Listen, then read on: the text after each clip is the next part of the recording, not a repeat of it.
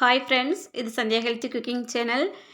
இன்றைக்கி இந்த வீடியோவில் கோதுமை மாவு வச்சு ஒரு சூப்பரான ஹெல்த்தியான ரெசிபி தான் நம்ம பார்க்க போகிறோம். இதை வந்து டிஃபனாகவும் சாப்பிடலாம், இல்லைன்னா குழந்தைங்களுக்கு ஸ்நாக்ஸாகவும் கூட கொடுக்கலாம். இது செய்கிறதும் ரொம்பவே ஈஸி தாங்க. நம்ம வீட்டில் இருக்கக்கூடிய நார்மலான பொருட்கள் வச்சு ரொம்ப ரொம்ப ஈஸியாக பண்ணிடலாம். இப்போ எப்படி செய்யலான்னு பார்க்கலாம் வாங்க.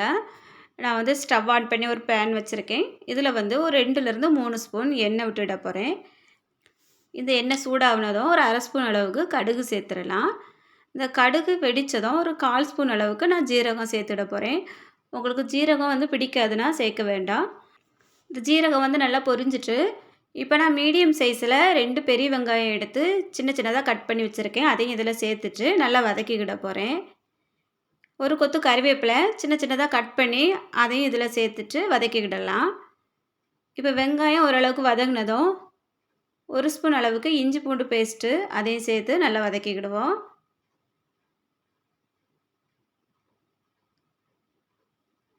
இது நல்லா வதங்கிட்டு இருக்கட்டும். இது கூட சின்ன தக்காளியாக 2 தக்காளி எடுத்து நான் இதில் வந்து கட் பண்ணி சேர்த்துருக்கேன். நீங்கள் வந்து பெரிய தக்காளியாக இருந்தால் 1 சேர்த்தாலும் போதும். இப்போ இதையும் பொடியாக கட் பண்ணி சேர்த்ததை நல்லா வதக்கிக்கிடலாம். இப்போ இது வதங்குறதுக்காக உப்பு இதில் சேர்த்துருவோம்.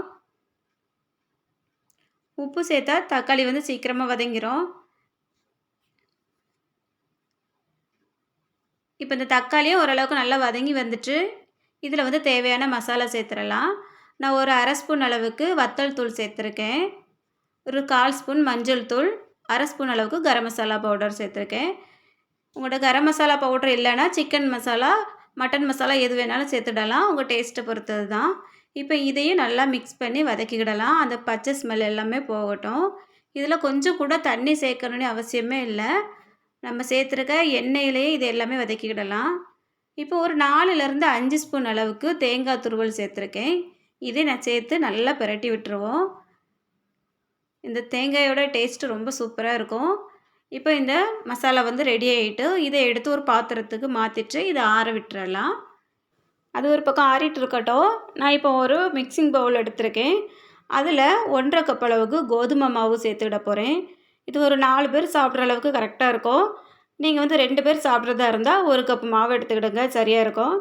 இப்போ இதில் தேவையான அளவு உப்பு சேர்த்துட போகிறேன். நம்ம ஏற்கனவே மசாலா ரெடி பண்ணி வச்சுருக்கிறதுல உப்பு சேர்த்துருக்கோம். அதனால் இதில் வந்து உப்பு பார்த்து சேர்த்துடுங்க. இந்த உப்பு வந்து நல்லா மிக்ஸ் ஆகிற மாதிரி கையால் கலந்து விட்டுடலாம். இதுக்கப்புறமா நம்ம நார்மலாக சப்பாத்திக்கு தண்ணி சேர்த்து மாவு பிசைவோம் பாருங்க, அதே மாதிரி கொஞ்சம் கொஞ்சமாக தண்ணி சேர்த்துட்டு நல்லா ஒரு சப்பாத்தி மாவு பக்குவத்துக்கு இதை வந்து பிசைஞ்சு எடுத்து வச்சிடலாம். நான் வந்து கோதுமை மாவு சேர்த்து இதை வந்து பிசைஞ்சிருக்கேன். இதில் மைதா மாவு வேணாலும் நீங்கள் சேர்த்து பிசைஞ்சிக்கிடுங்க. உங்களுக்கு பிடிக்கும்னா நான் அன்றைக்கி கோதுமை மாவில் தான் செய்ய போகிறேன். இப்போ வந்து மாவு நல்லா பிசைஞ்சு எடுத்தாச்சு. இந்த மாதிரி இருக்கணும். இது வந்து ஊற வைக்கணும்னுலாம் அவசியம் இல்லை, உடனே நம்ம ரெடி பண்ணிடலாம். இப்போ வந்து பூரியை விடையும் கொஞ்சம் பெரிய சைஸ் உருண்டையாக நான் மாவு எடுத்துக்கிட போகிறேன்.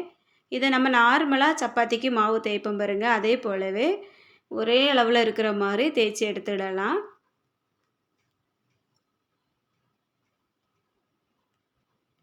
நான் இந்த சைஸுக்கு தேய்ச்சி எடுத்திருக்கேன். இப்போ இதில் நம்ம ரெடி பண்ணி வச்சுருக்கோம் பாருங்க, அந்த மசாலாவை 1 ஸ்பூன்லேருந்து 1.5 ஸ்பூன் அப்படியே உள்ளே வச்சுட்டு நம்ம வந்து இதை நல்லா கவர் பண்ணிடலாம். இந்த மாதிரி எடுத்துகிட்டு கொஞ்சம் கொஞ்சம் சுருக்கு சுருக்காக வச்சோன்னா பார்க்குறதுக்கு ஒரு பூ வடிவத்தில் வந்த மாதிரி இருக்கும். இப்போ இந்த மாவை அப்படியே சேர்த்துட்டு நல்லா கவர் பண்ணிடலாம். இப்படி அழுத்தி விட்டோன்னா போதுங்க, அப்படியே செட் ஆகிரும். பாருங்கள், இந்த பக்கம் பார்க்குறதுக்கு ஒரு டிசைன் போலவே இருக்குது. ரொம்ப அழுத்தணும்னு அவசியம் இல்லை, இந்த மாதிரி எடுத்து வச்சா போதும். இனி அடுத்து இருக்கக்கூடிய மாவையும் நான் இதே போல் ரெடி பண்ணி எடுத்து வச்சுக்கிட போகிறேன். நான் 1.5 கப்பு மாவு எடுத்ததுக்கு எனக்கு ஒரு 10லேருந்து 11 பீஸ் வரைக்கும் கிடச்சிது. உங்களுக்கு எந்த அளவுக்கு தேவை இருக்கோ அதை கணக்கு பண்ணி நீங்கள் எடுத்து விடுங்க. நான் இப்போ எல்லாத்தையுமே ரெடி பண்ணி எடுத்து வச்சுட்டேன்.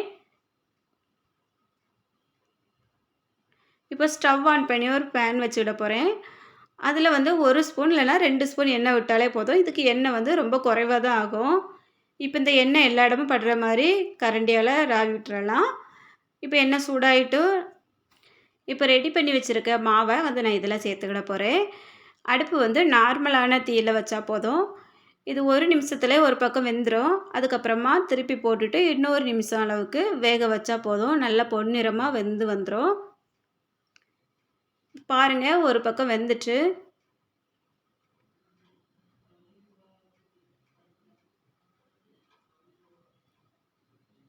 இந்த அளவுக்கு 2 பக்கமுமே நிறம் வந்தால் போதுங்க, நல்லா வந்துடும்.